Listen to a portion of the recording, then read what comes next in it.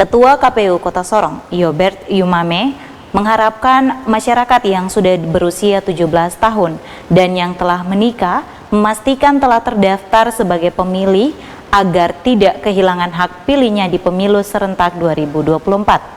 Para calon pemilih memastikan sudah terdaftar sebagai pemilih adalah mengecek nama di daftar pemilih sementara yang dilakukan KPUD agar jika belum terdaftar, segera melapor untuk didaftar sebelum ditetapkan daftar pemilih tetap sebagaimana dijelaskan dalam wawancara berikut ini.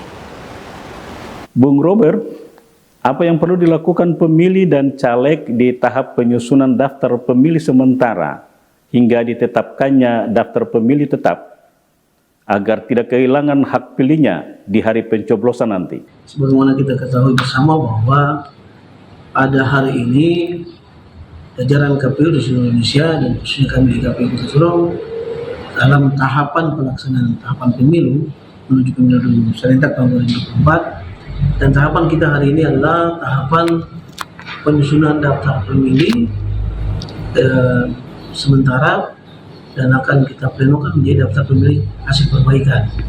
Ya, oleh sebab itu kepada Bapak Ibu warga masyarakat yang telah memiliki usia 17 tahun ke atas dapat segera mengecek namanya di daftar pemilu, daftar pemilih hasil perbaikan yang akan kemudian kami tempelkan lagi kembali di kantor kelurahan. Kalau yang kemarin yang kami tempelkan adalah daftar pemilih sementara, namun setelah dalam masa perbaikan dan tanggapan masyarakat kita telah melakukan perubahan sesuai dengan tanggapan masyarakat, sehingga nanti ketika kita pleno di tingkat KPU Kabupaten Kota, setelah itu kita tempelkan lagi di kantor distrik maupun di kantor kelurahan, Bapak Ibu warga masyarakat boleh mengecek kembali namanya di sana. Jadi untuk menuju kepada daftar pemilih tetap yang akan kita tetapkan nanti di bulan Juni, itu kita mengalami masa perbaikan daftar pemilih, mulai dari daftar pemilih sementara, daftar pemilih hasil perbaikan, kemudian juga daftar pemilih hasil perbaikan pertama dan seterusnya sampai kepada DPT, sehingga kita yakinkan supaya masyarakat bisa semuanya bisa terdaftar. Harapan kita semua bisa terdaftar dengan cara kita sama-sama bekerja sama proaktif untuk datang mengecek daftar nama di sana.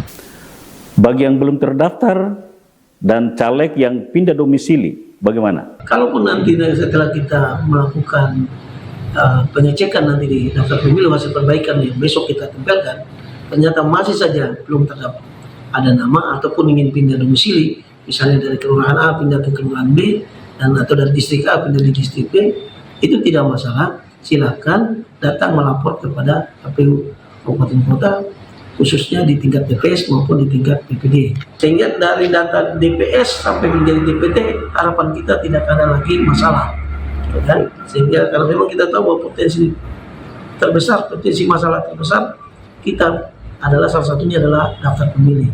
Olehnya itu harapan kami seluruh warga masyarakat yang berdomisili di Kota Sorong, sekiranya kalau tidak sibuk mampir ke kelurahan untuk mengecek daftar namanya.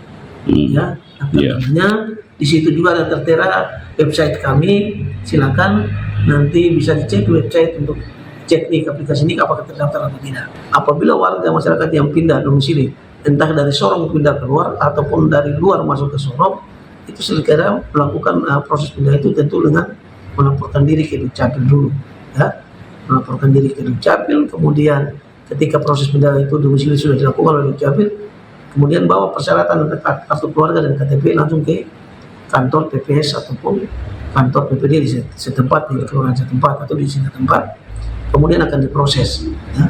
Itu kira-kira seperti itu. Sepanjang belum dalam tahap penetapan DPT. Ini adanya ada ruang-ruang yang bisa kita maksimalkan untuk penanganan tersebut.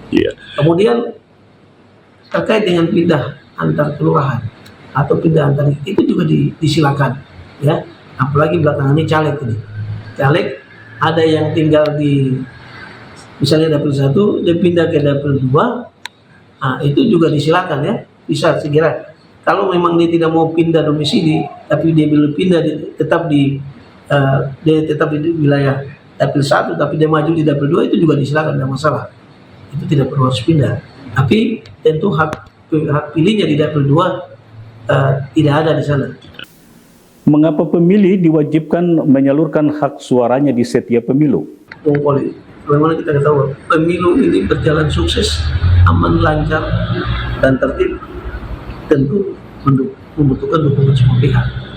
KPU sebagai penyelenggara, pemerintah sebagai pemerintah yang punya pemerintah, kemudian TNI Polri, dan juga tokoh-tokoh masyarakat lainnya.